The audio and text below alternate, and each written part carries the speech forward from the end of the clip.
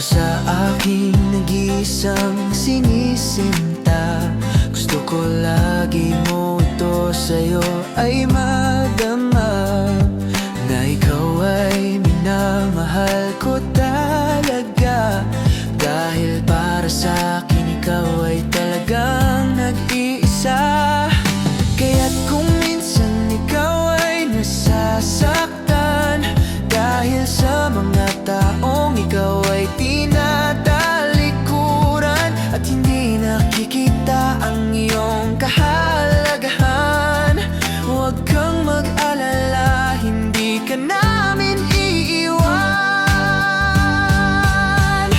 Mahal na mahal ka ng ating pamilya, para sa iyong mga anak, dakila kang ina. Kaya't itong aking ginawang kanta ay para lang sa'yo, aking mahal na asawa.